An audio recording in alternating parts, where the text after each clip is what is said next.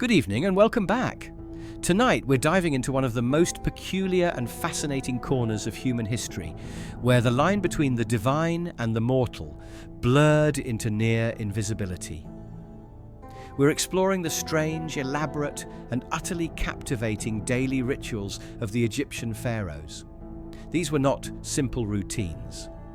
These were cosmic performances, choreographed ceremonies designed to maintain the very balance of existence itself. As always, let me know where in the world you're listening from. Get cozy, settle in, and let's begin.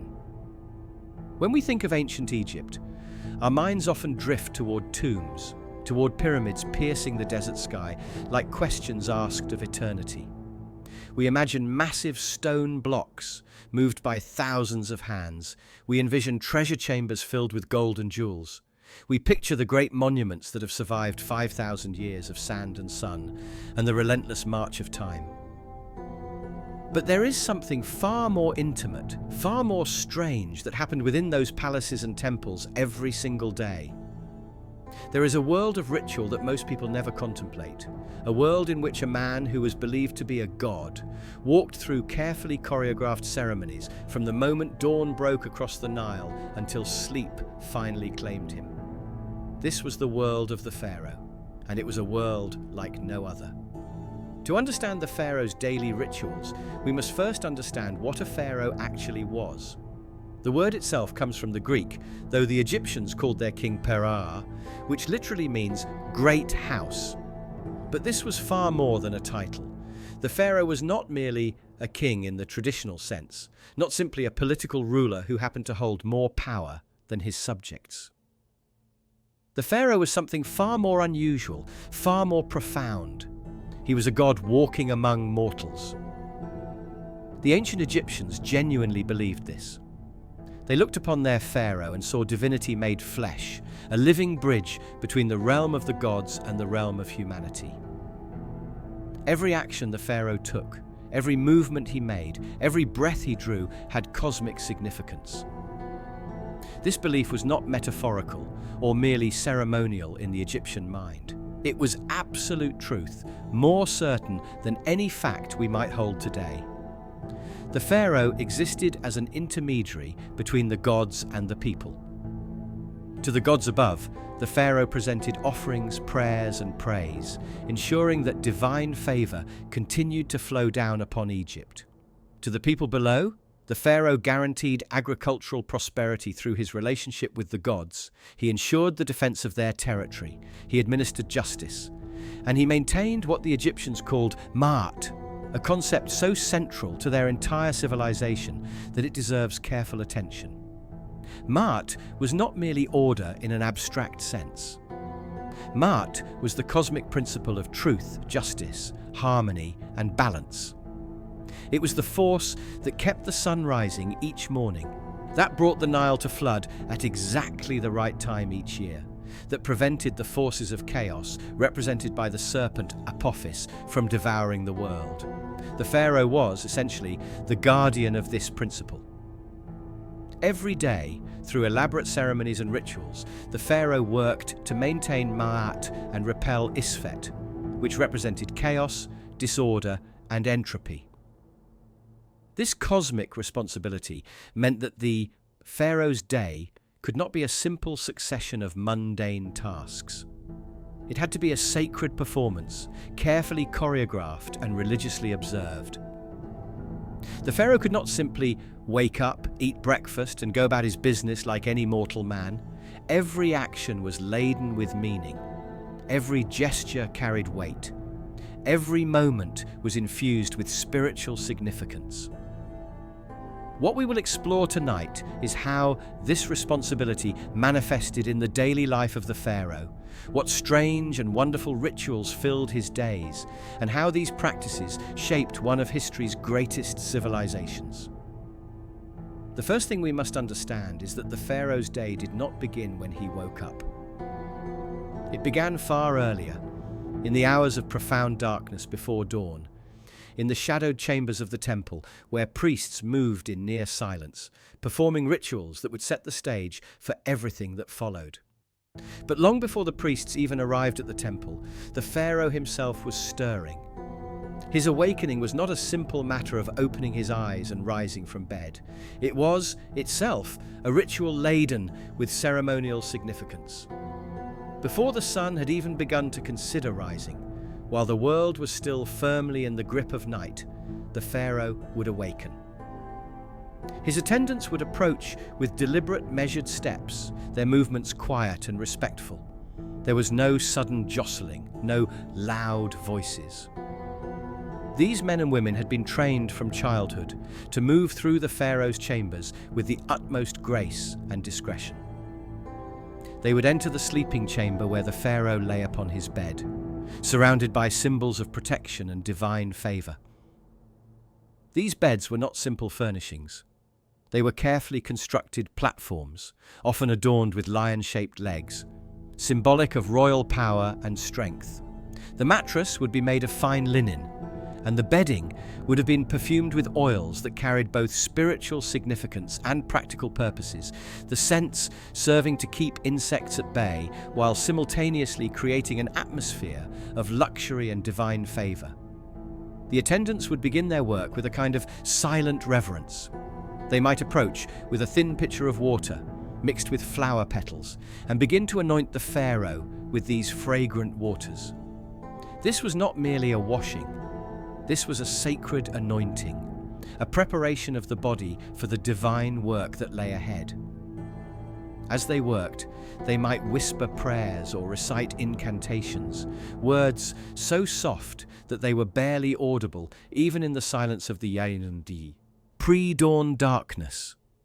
These prayers were designed to invoke the protection of the gods, to call upon divine strength for the day ahead, and to acknowledge the sacred nature of the pharaoh's position. The pharaoh would lie there, being tended to like an ancient artifact requiring careful restoration, while his attendants prepared him for consciousness itself. Then came the moment of true awakening. Whether the pharaoh actually woke naturally, or whether he was roused by gentle touches and whispered words, the effect was the same. The king opened his eyes to a chamber that had already begun the work of transformation. The light of oil lamps, flickering in the darkness, would cast dancing shadows across stone walls. The scent of perfumed water and oils would fill the air. The atmosphere itself seemed charged with anticipation, as if the very space recognized the importance of the moment. This was no ordinary awakening. This was the moment when a god became conscious in the physical world. The pharaoh would then be guided to a ritual washing area, separate from his ordinary bathing chambers. This was the house of mourning, the Piyar Dwat in the Egyptian language, a sacred space that existed within the larger temple complex.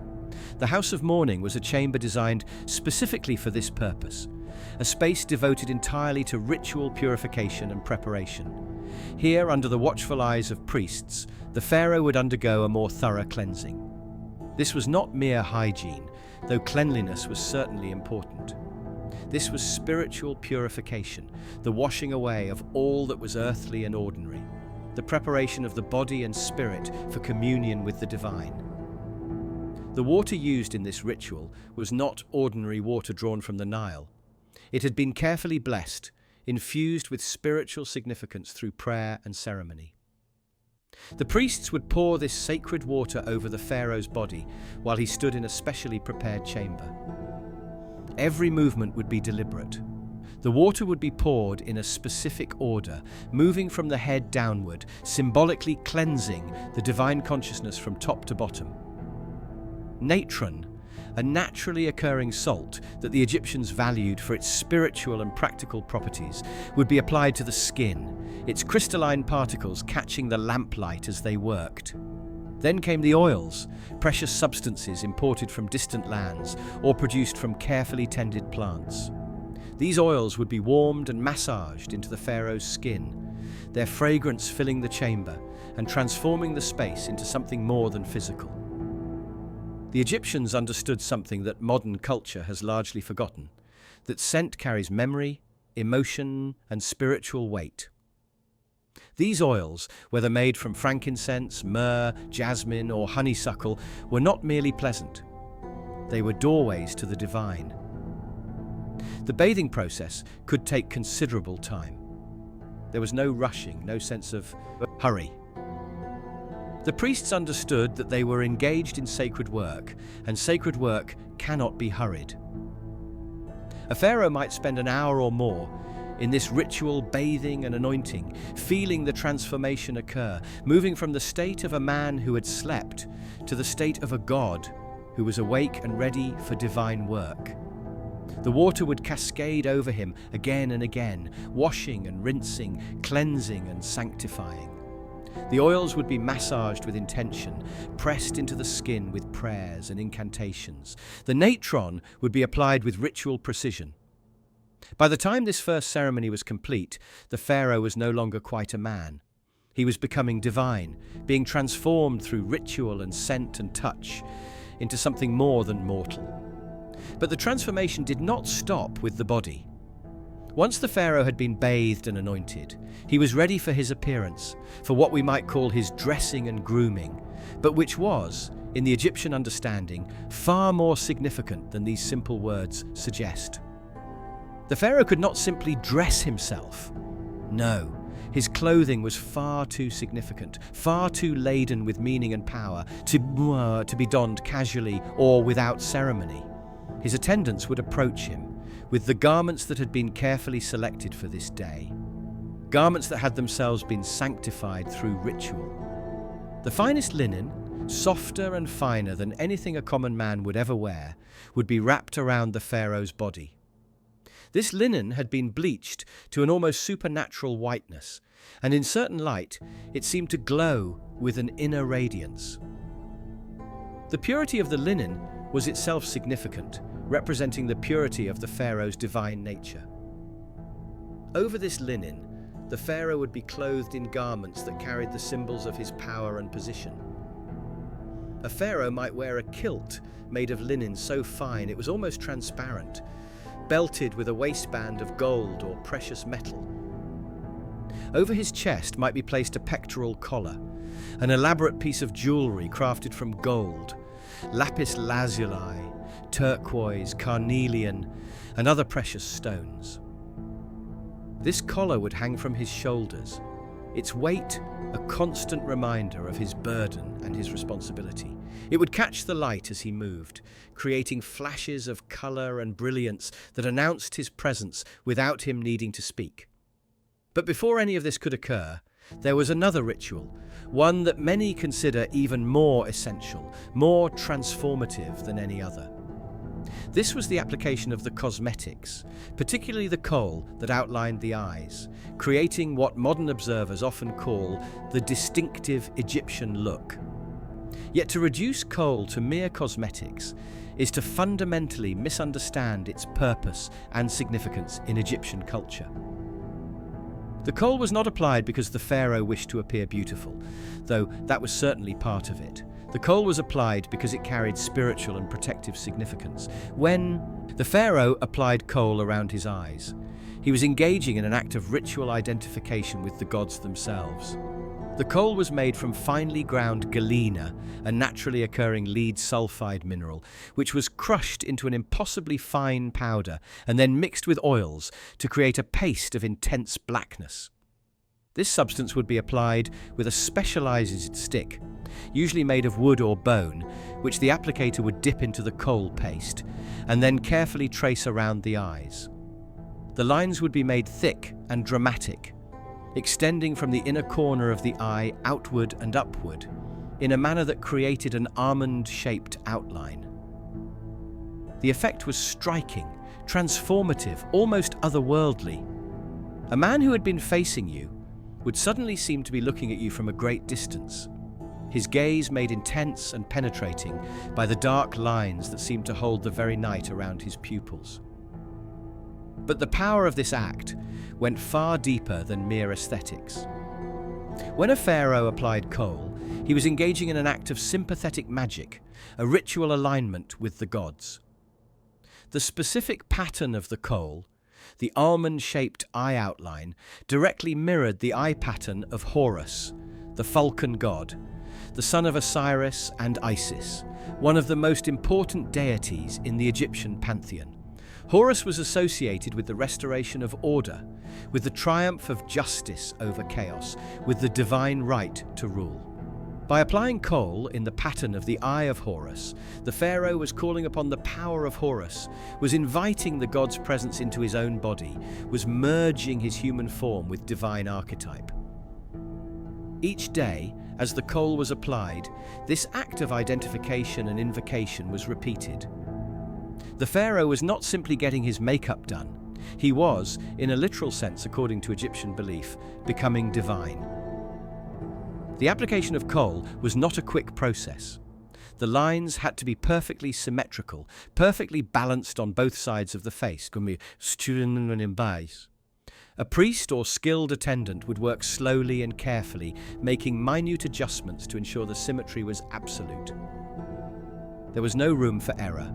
If one eye was outlined more thickly than the other, or if the line extended farther on one side than the other, the ritual would not function properly. The divine identification would be incomplete. So the work would continue, the applicator leaning in closely, moving the kohl stick with the precision of a surgeon, until at last the eyes were perfectly outlined in black, the gaze of the pharaoh transformed into something otherworldly and divine. Below the eye would come another application of kohl, a line that extended from the inner corner of the eye down and outward, creating an effect like a bird's wing in flight. This line represented the tears of Horus, the tears he had wept when mourning his father Osiris, and it carried with it all the spiritual weight of that divine sorrow and justice. These cosmetic applications were not superficial. They were deep acts of ritual identification, ways of merging the human body of the pharaoh with divine archetypal forms. While the kohl was being applied, other attendants would be attending to other aspects of the pharaoh's appearance. His eyebrows might be darkened and shaped with precision. The area around his eyes might be highlighted with subtle touches of lighter-colored minerals, creating a sculptural effect that emphasized the depth and intensity of his gaze. His lips might be stained with subtle colors, though the Egyptians were more restrained in their use of lip color than some other ancient civilizations. What mattered most was the eyes. The eyes were the windows to the soul, and the soul of the pharaoh had to be visible, had to be recognizable as divine. And then came the other jewelry and adornments. A pharaoh would be laden with gold, with semi-precious stones, with objects that had been crafted by the finest artisans in Egypt and beyond. On his wrists would be placed bracelets, some made of solid gold, others featuring elaborate inlays of colored stones arranged in geometric patterns that held both aesthetic and symbolic meaning. On his fingers would be placed rings, each one often bearing a seal or cartouche that bore the pharaoh's name. These were not merely decorative. These rings were symbols of power and authority. When a pharaoh placed his ring on a document, that document became law. The ring itself was a tool of governance, a physical manifestation of the pharaoh's authority.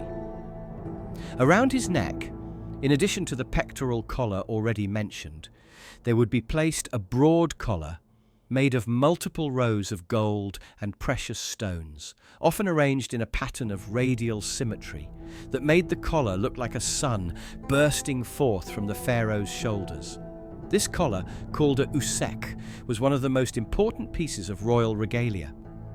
It was heavy, weighing many pounds, and its weight was constant, a physical reminder of the burden of rulership. The pharaoh could never forget, while wearing this collar, that he carried the weight of Egypt upon his shoulders.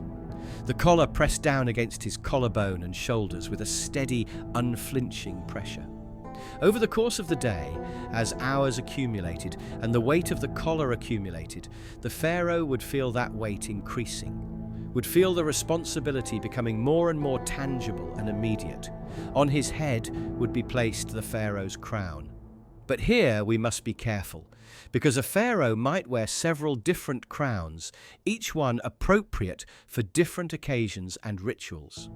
Early in the morning, during the House of Mourning rituals, the pharaoh might wear the blue crown, the khipresh, a tall, elaborate structure of blue linen or cloth, shaped like a high helmet, with a uraei or sacred cobra positioned at the front. The blue crown was associated with power in battle, with the pharaoh's role as a warrior and protector of Egypt. Alternatively, he might wear the white crown, the hedjet, an elegant structure that rose to a point and was topped with a feather, or the red crown, the deshret, which had a particular shape distinctive to itself. Sometimes the pharaoh would wear both the red and white crowns together. The double crown, the pshent, which represented the unification of Upper and Lower Egypt. Sometimes he would wear the nemiz headcloth, that striped headdress with its front decorated with the uriei and the false beard, so distinctive in the Egyptian artwork that most of us can instantly recognize it as Egyptian simply by seeing it. Each crown carried its own significance, its own ritual meaning. The selection of which crown to wear on any given day was not arbitrary.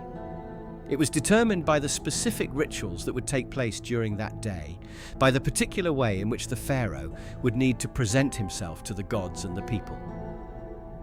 The priests and advisors who surrounded the pharaoh would make this determination, choosing the crown that would best serve the spiritual work of the day. And then came one final layer of adornment that was perhaps as significant as any of the others: the false beard.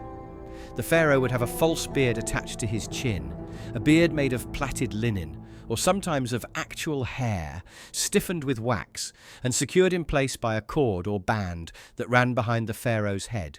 This beard, which could be as long as a foot or more, was an absolute marker of divine kingship. The gods were always depicted with beards. Osiris, the dead king and god of the afterlife, was shown with a false beard. Ra, the sun god, was shown with a false beard. When the pharaoh wore the false beard, he was claiming direct identification with these deities. He was saying through this object attached to his chin that he was not merely a man playing the role of God, but rather he was a god made manifest in human form. The false beard made this statement irrevocable and absolute. By the time all of these adornments had been applied, by the time the kohl had been perfectly traced around the eyes, by the time the golden ornaments had been hung from every appropriate place on the pharaoh's body, by the time the crown had been placed upon his head and the false beard had been secured to his chin, the transformation was complete. The man who had slept in his private chambers had been remade. He had been transformed through ritual, through bathing, through anointing, through cosmetic application, and the careful arrangement of sacred objects upon his body. He was no longer simply a man. He was a god, or at least he had been transformed into a vehicle through which the divine could operate in the physical world. He was ready now for the work that lay ahead. What lay ahead, what the pharaoh would now do, was perhaps the strangest and most elaborate of all the daily rituals. He would depart from his private chambers and make his way, followed by a procession of priests and attendants, to the great temple. And there in the innermost sanctum of the temple, in the Holy of Holies, he would perform a series of rituals that most of the population of Egypt would never witness, would never even know were occurring. These rituals were the foundation upon which all of Egyptian civilization rested. These rituals were the actual reason the pharaoh existed. Everything else, all the governance and the administration and the public ceremonies, were secondary to these rituals. These were the work for which the gods had placed the pharaoh on earth. The journey to the temple would itself be a ritualized affair. The pharaoh would not simply walk through the streets of the city like any other person. His movement would be announced in advance. The guards would clear the way. The people would be instructed to turn away, to avoid looking directly at the pharaoh as he passed. The sight of the pharaoh in his full glory, with his cosmetics and his golden adornments and his crown and his false beard, was not something for common eyes. To gaze directly upon the pharaoh was to gaze upon the divine, and the eyes of ordinary mortals were not fit for such a sight. So the people would turn their backs as the royal procession passed, would avert their gaze, would show reverence through their very refusal to look. The procession itself would be impressive. Musicians would lead the way, their instruments creating a soundscape that was both musical and spiritual. Priests in white linen would follow, carrying sacred objects and leading the way into the temple. The pharaoh would walk in the midst of this procession, his movements deliberate and ceremonial, each step placing his foot exactly where it was meant to be, each gesture carrying deep meaning. Guards would follow behind, holding ceremonial weapons, their role being partly practical, ensuring the safety of the pharaoh, and partly symbolic, representing the pharaoh's power and authority.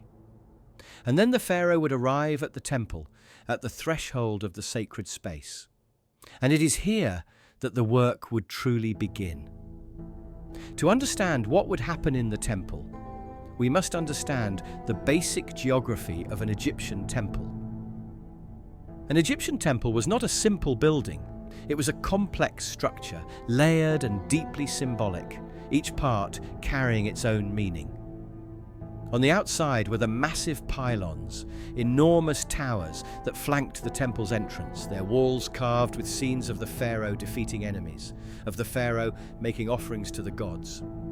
These pylons announced that this was a sacred space, that here ordinary rules did not apply. Between the pylons was the gateway, the threshold between the ordinary world and the sacred world.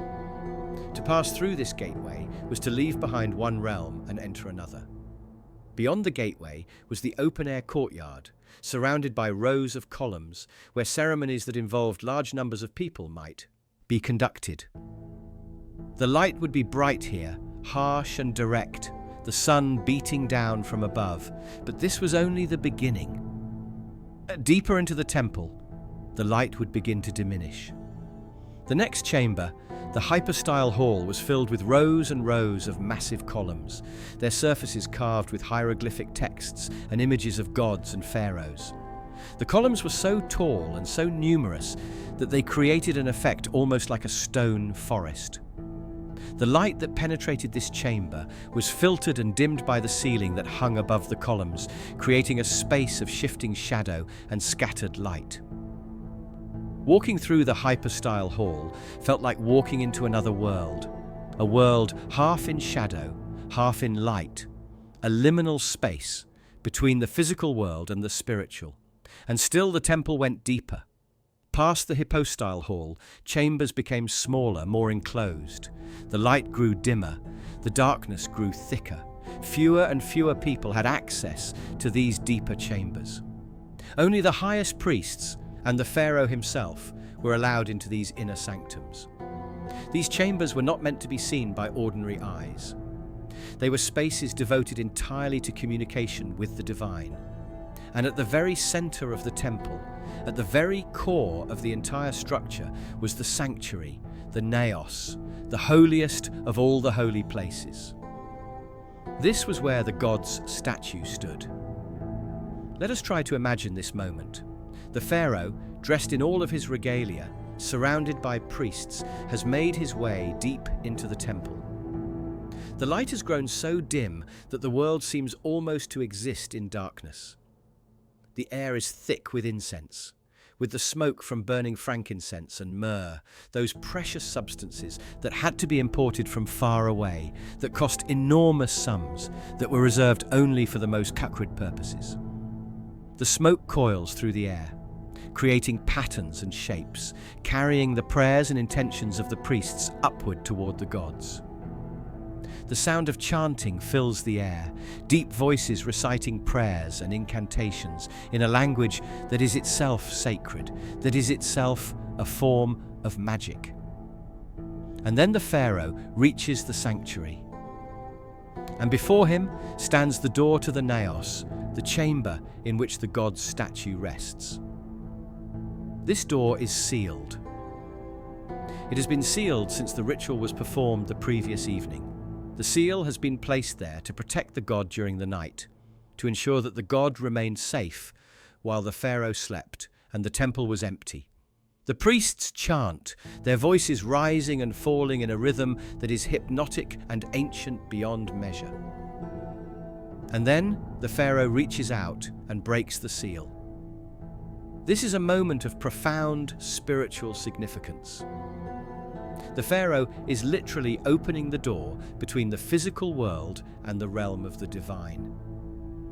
He is breaking a barrier that has been carefully sealed. As he does, there is a sense, at least in the belief of the Egyptians, that the god is awakening. The Kut statue, which has been a mere object all night, begins to become alive.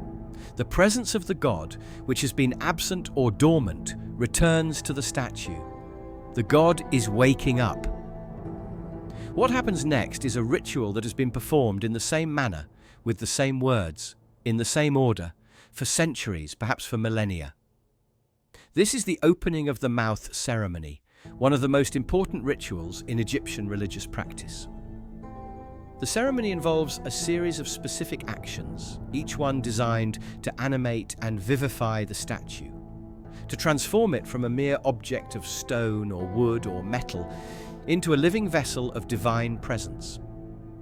The priests would bring forward the implements necessary for the ritual. There would be sacred water, brought from the sacred pool, water that had itself been blessed and sanctified through prayer and ritual. There would be natron, that crystalline salt that could purify anything it touched. There would be incense, its smoke already rising to the heavens, carrying prayers and intentions upward. There would be oil, precious substances that had been specially prepared for this purpose. And there would be food, offerings of bread and meat and fruit, all carefully selected and prepared according to ritual requirements. The pharaoh would approach the statue of the god. He would pour water over it, the water streaming down the stone or wood surface, ostensibly cleaning it, but really awakening it, calling it back from sleep. Water is life. Water is motion. Water is change. To pour water over a statue was to invite it to change from dead matter into living presence. As the water touched the statue, the pharaoh would speak words of power, words that had been passed down through generations of pharaohs and priests, words that had been recorded on temple walls and in sacred texts. These words were not empty poetry. They were understood to be things of power. The very speaking of them would cause things to happen, would cause the god to wake, would cause the divine presence to enter the statue. And then the pharaoh would take the natron and apply it to the statue, purifying it, removing any trace of impurity or darkness. He would anoint the statue with oil, working the precious substance into the stone with his hands, his movements careful and reverent. All the while, the priests would continue their chanting, their voices never ceasing, creating an unbroken sound that seemed to weave through the chambers of the temple like threads being woven into a tapestry. Then came the food offerings. The pharaoh would present to the now awakened statue the finest foods that Egypt could provide. Bread, still warm, its surface marked with ritual patterns. Meat, carefully cut and prepared according to ritual specifications. Fruits, vegetables, flowers. Wine and beer, the two staples of the Egyptian diet, were offered in specially made vessels. As each offering was presented, specific prayers would be spoken. The prayers were not requests. They were statements of fact. The pharaoh was not asking the god to accept the offerings. He was declaring that the offerings were being given, that the god was receiving them, that the god was nourished by them. The phrasing of the prayers was absolute and declarative. There was no doubt, no uncertainty. This was how things were. And as the offerings were presented, something extraordinary was believed to happen. The god, awakened by the ritual, was believed to eat the offerings, to consume their spiritual essence. Now, it is important to understand that the ancient Egyptians did not believe that the god literally ate the bread or the meat in the way that a human would eat. The Egyptians were not naive. They understood that the statue could not physically consume food. But they believed that the god took the spiritual essence of the offerings, that the god drew nourishment from them on a spiritual level. The bread, the meat, the wine, all of these things contained within them a kind of spiritual essence, a divine aspect that could be extracted and consumed. This essence would sustain the god, would keep the god in the temple, would ensure that the god remained present and active and engaged with the world, and in return, the god would grant its favor to Egypt. The god would ensure the prosperity of the land, the fertility of the soil, the victory of the pharaoh in battle. The god would protect Egypt from its enemies and from the chaos that was always threatening to break through at the edges of civilization. After the food offerings, the pharaoh would make an offering that was even more important than any of the others. He would present Maat. Maat, as we have discussed, is one of the most important concepts in Egyptian civilization, a principle that can be thought of as truth, justice, order, harmony, and balance, all combined into a single concept. The pharaoh, as the representative of the gods on earth, was responsible for maintaining Maat. And how did one maintain Maat? By performing this ritual, by presenting Maat to the god, by reaffirming the commitment to justice and balance and truth. In the ritual of presenting Maat, the pharaoh would hold before the statue of the god a representation of Maat herself, often a small statue, or an image that showed the goddess Maat with her characteristic long feather rising from her head. As he held up this representation, he would speak words of commitment. He would declare that he was upholding Maat, that he was opposing Isfet, the forces of chaos and disorder.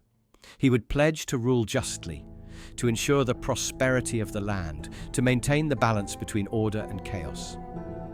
These words, spoken in the inner sanctum of the temple in the presence of the god's awakened statue, were understood to have tremendous power. They were not empty promises.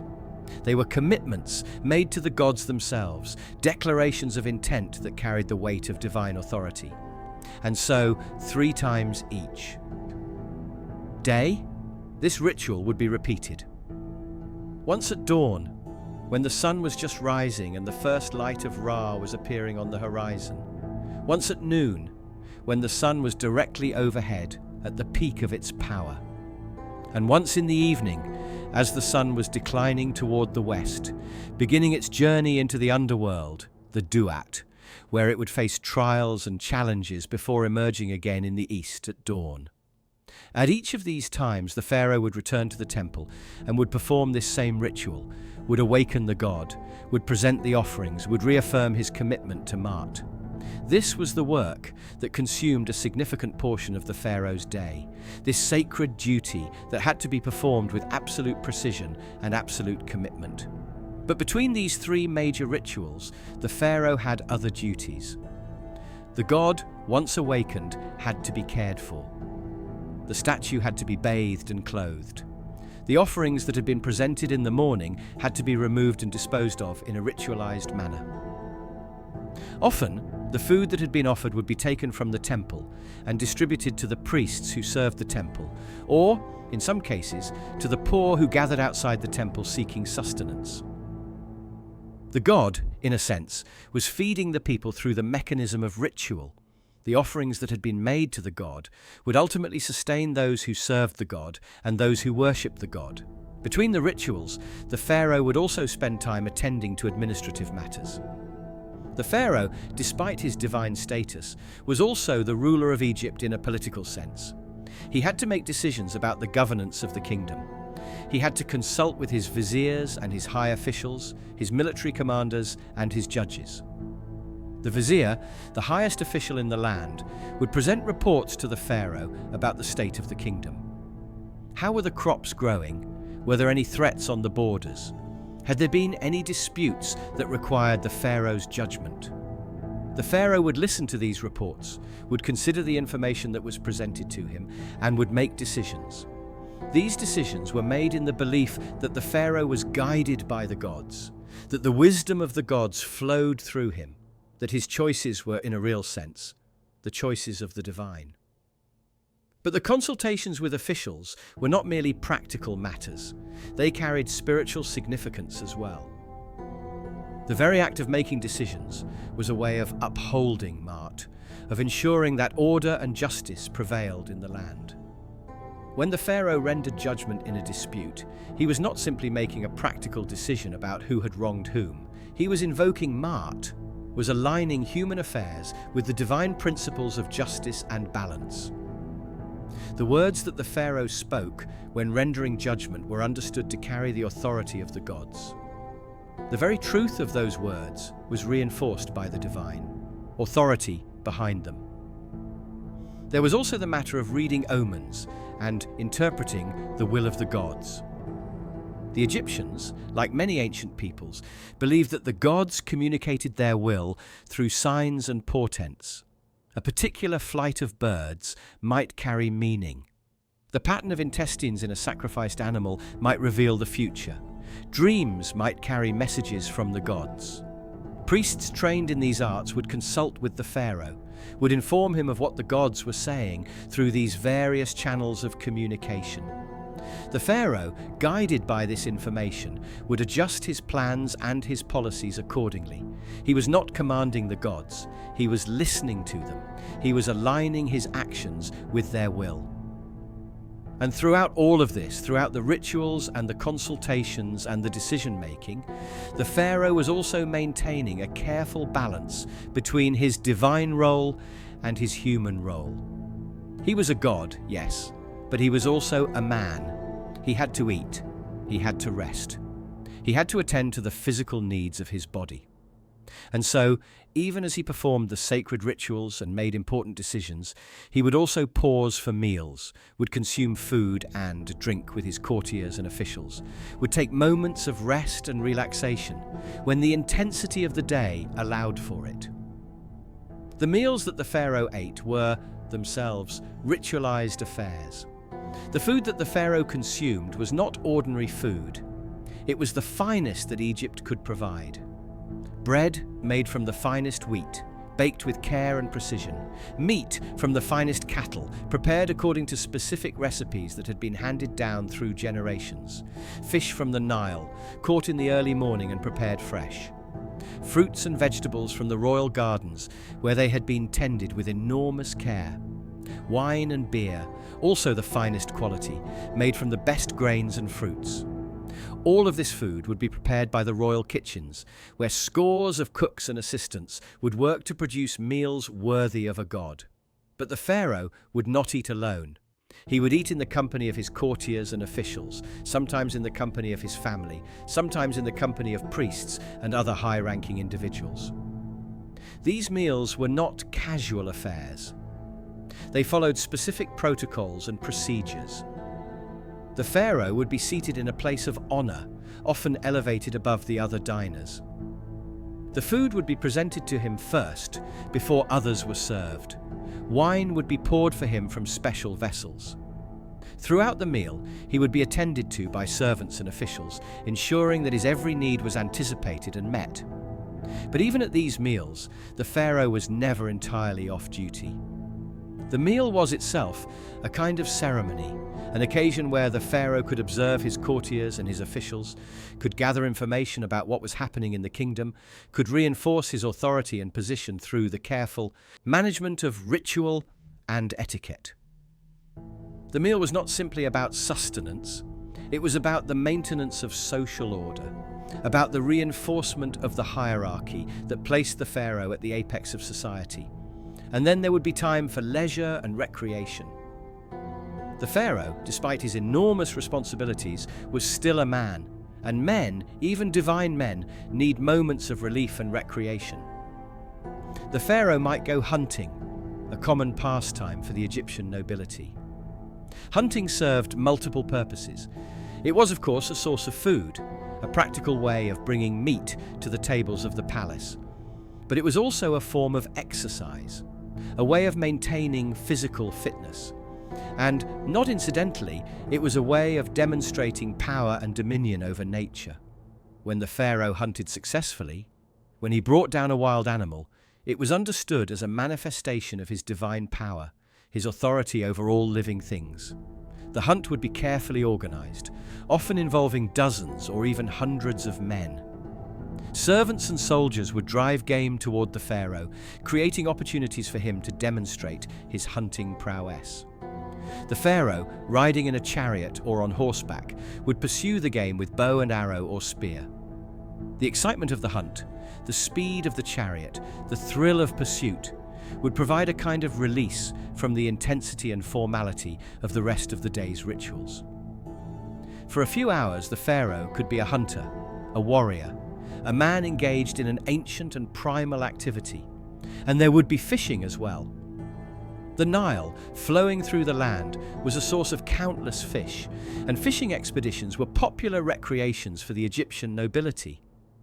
The pharaoh might go boating on the Nile, accompanied by members of his family or his court, fishing from the boat, enjoying the coolness of the water, the shade provided by the canopy of cloth that would be stretched across the boat to protect from the sun. These moments on the water were understood to have their own spiritual significance. Water was the substance of life. To be on the water was to be in contact with the source of all existence. These recreational moments, while they were moments of respite and enjoyment, were also ways of maintaining a connection to the fundamental sources of life and power. There were also sporting competitions and exercises. The pharaoh, as a man, had to maintain physical fitness. Regular exercise and training were expected of him. He might engage in wrestling matches with other nobles or training sessions with soldiers and warriors.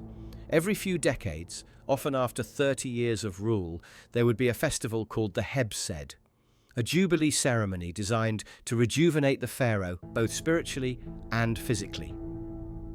As part of this festival, the pharaoh would be required to run a specific course to demonstrate that his physical abilities remained intact, that he was still capable of fulfilling his role. This demonstration was not merely about physical fitness. It was a ritual affirmation of the pharaoh's continued vitality and the continued vitality of the kingdom itself. A pharaoh who could not run, who had grown too weak to perform the physical tasks required of him, was a pharaoh who was losing the ability to maintain Maat, to fulfill his divine function. Throughout all of these activities, throughout the rituals and the meals and the hunts and the fishing and the sporting competitions, there was a quality of intentionality, of purpose. Even when the pharaoh seemed to be relaxing or enjoying himself, he was still, in a sense, engaged in work. He was still maintaining the balance, still demonstrating his fitness to rule, still affirming the divine order of things. The line between work and recreation, between the sacred and the mundane, was blurred in a way that is difficult for modern minds to fully comprehend. Everything the pharaoh did was laden with significance.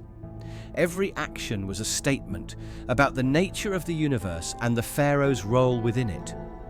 As the afternoon wore on and the sun began its decline toward the west, the pharaoh's day would begin to shift in character. The noon ritual would have been completed.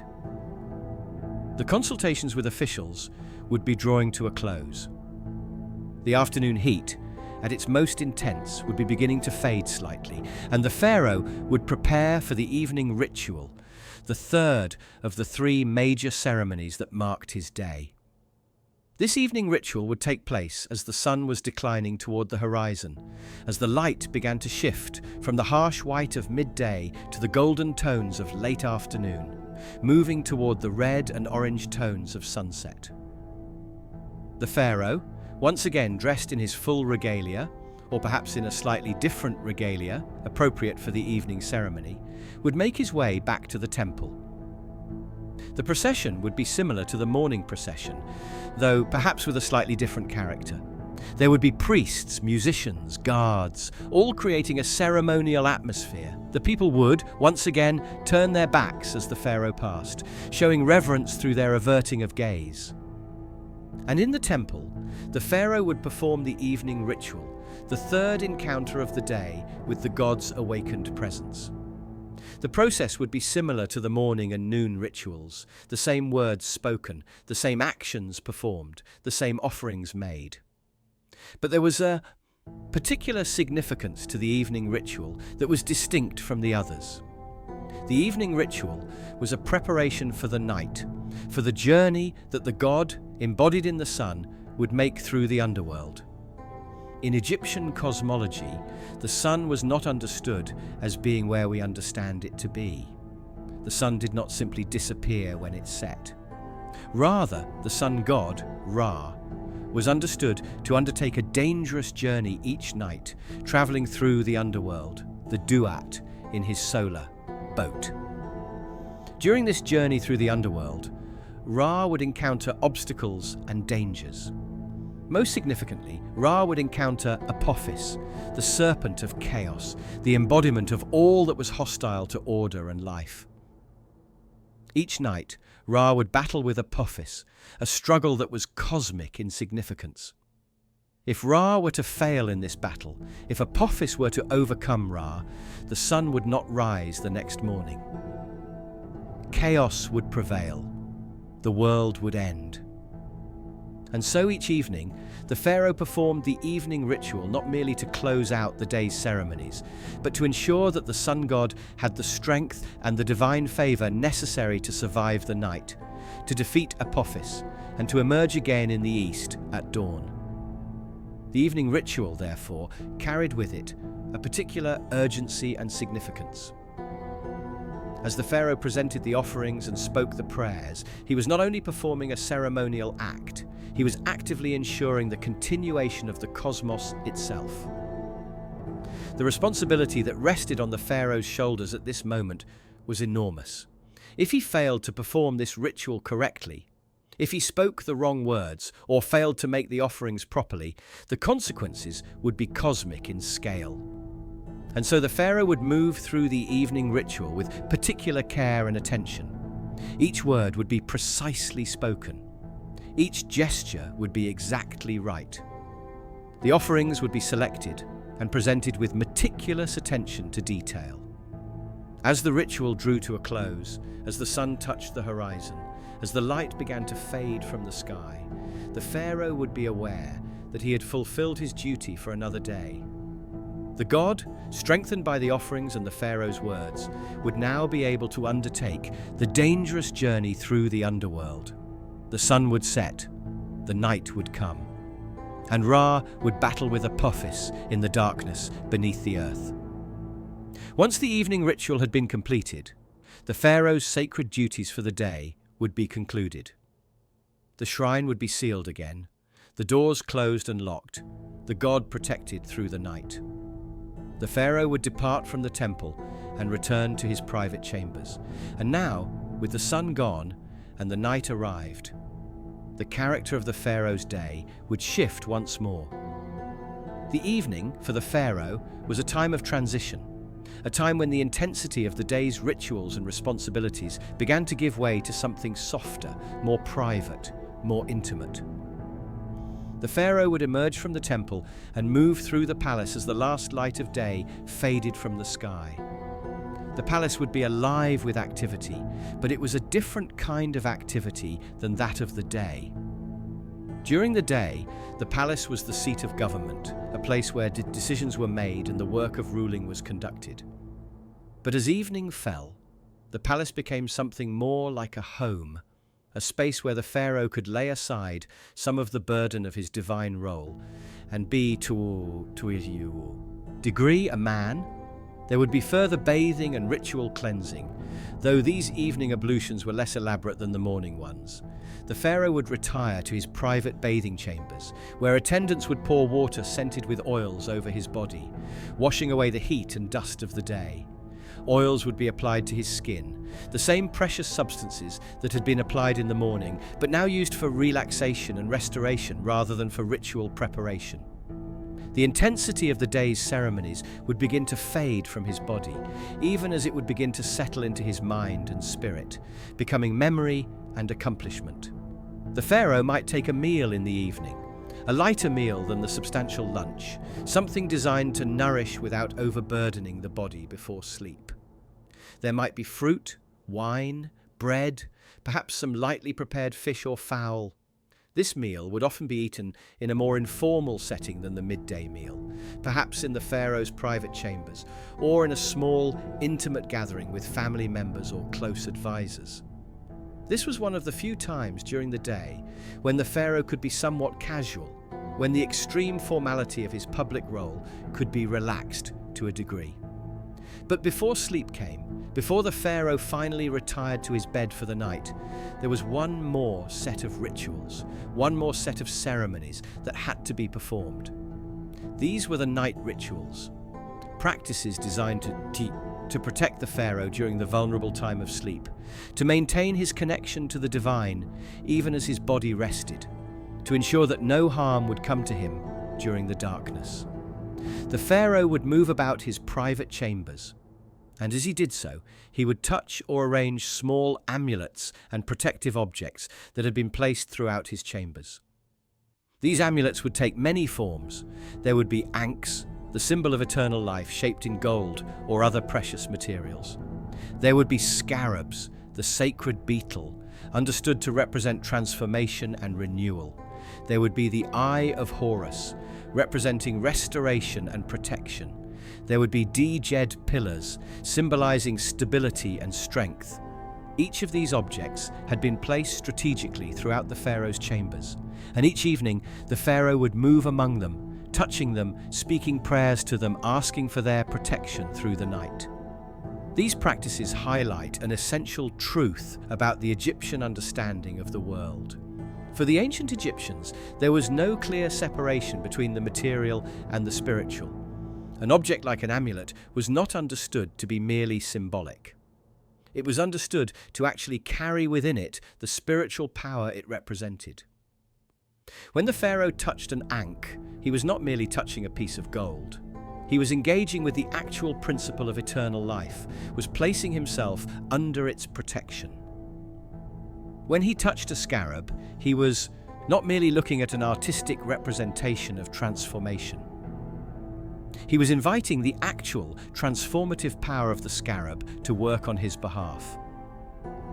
The pharaoh might also consult with dream interpreters or spiritual advisors before sleep, speaking with them about his dreams and the messages they might carry.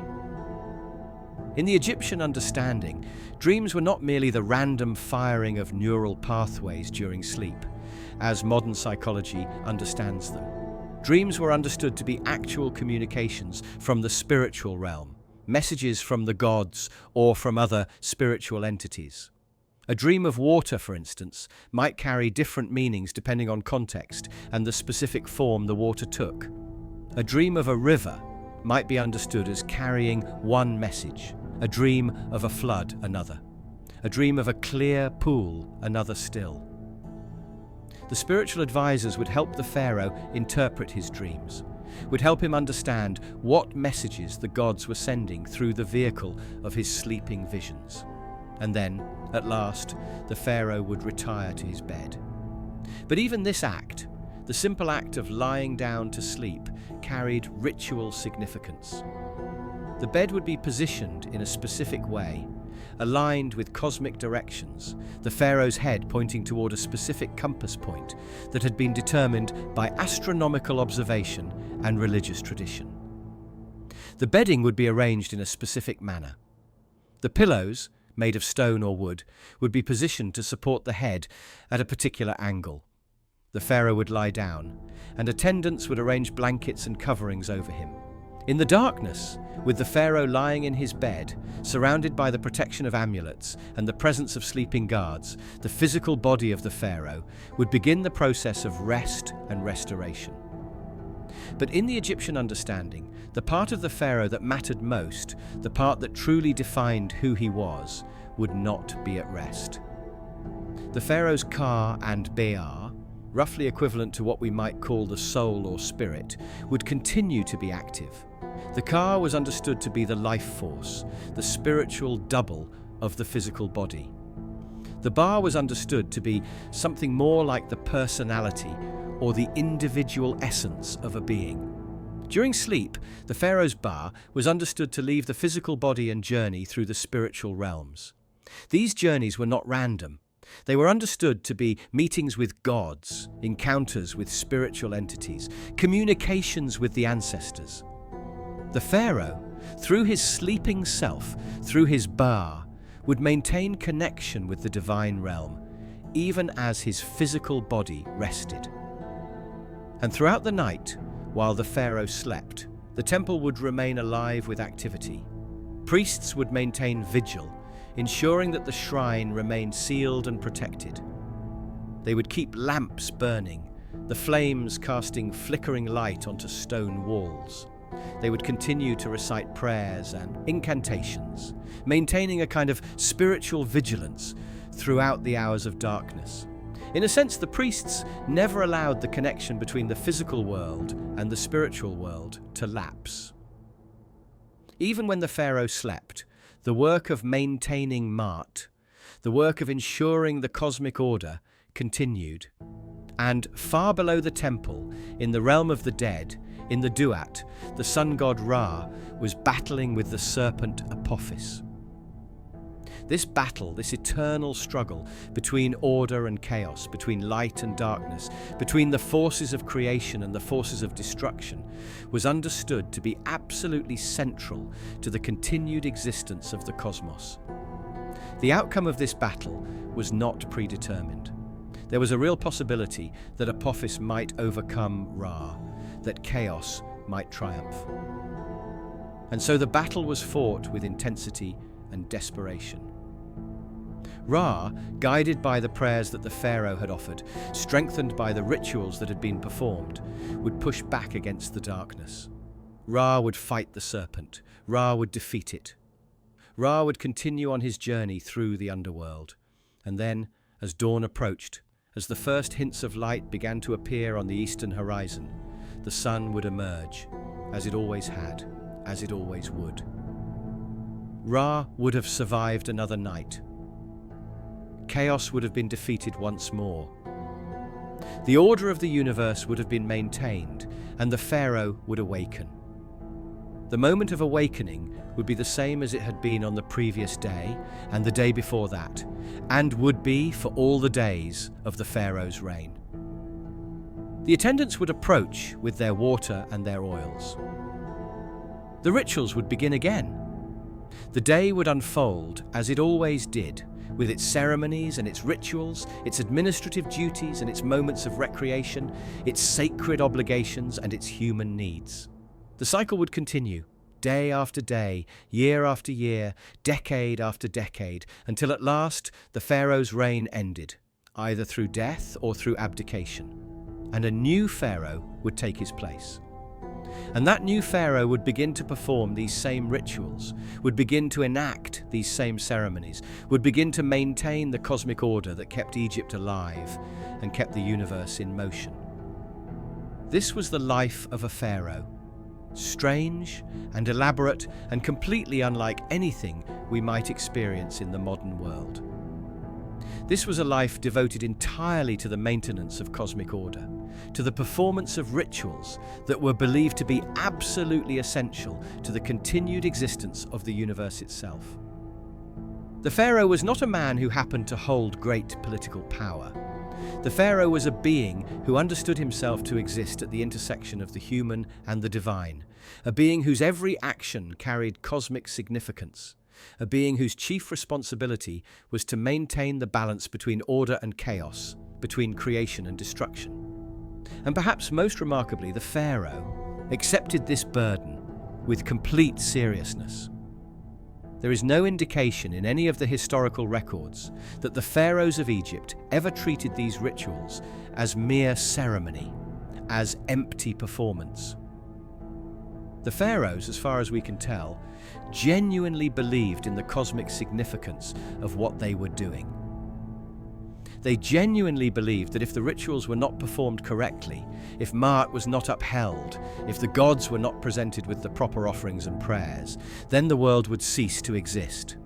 And so, day after day, they performed these rituals with absolute precision and absolute commitment. This, then, is the strange world of the pharaoh's daily life. It is a world in which the boundary between the physical and the spiritual has been completely dissolved, in which every action carries cosmic weight, in which the simple acts of bathing and dressing and eating have been transformed into sacred ceremonies. It is a world that is utterly foreign to us, yet which also reveals something profound about human nature, about our ability to find meaning in ritual, about our desire to connect with something larger than ourselves, something divine, something eternal. And as we look back at this ancient civilization from our vantage point of thousands of years, it is perhaps worth considering whether the pharaohs were wrong. Perhaps they understood something that we have forgotten. Perhaps there is, in fact, something sacred about the rituals that structure our days. Perhaps there is, in the careful arrangement of our lives, a kind of cosmic significance that we have lost. Perhaps the strange daily rituals of the pharaohs were not strange at all, but rather represented a way of being in the world that was, in its own way, profound and true. Thank you for spending this evening with me, exploring this fascinating corner of human history. The world of the ancient Egypt pharaohs is a world of incredible richness and complexity, filled with meaning and beauty and wisdom. As always, I hope you have found this story engaging and thought-provoking. If you enjoyed it, please do subscribe to the channel for more explorations into the mysterious and the mythological. And do let me know in the comments section where in the world you are listening from.